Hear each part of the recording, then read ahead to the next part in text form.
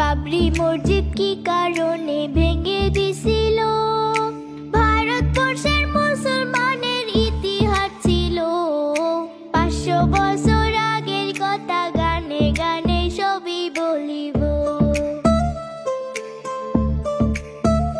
সম্রাট বাবরের একটি সেনাপতি ছিল।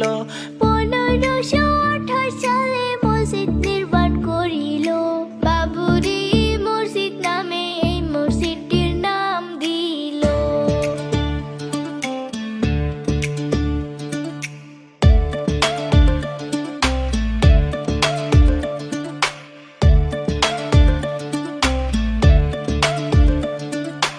অনেক বছর ভালোই ভালোই কাটিয়া গেল, হঠাৎ করে কি হইয়া গেল।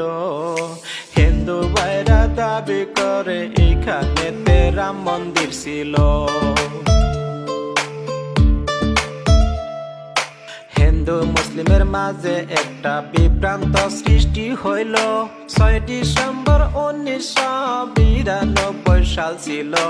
হিন্দু মুসলিম মিলে একটি আলোচনার মিটিং পাতিল।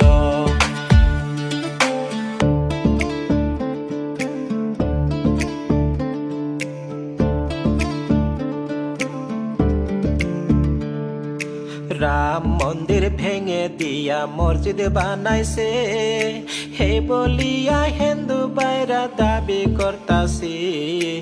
আলোচনার মাঝে দেখেন উত্তেজিত হইয়া গেল।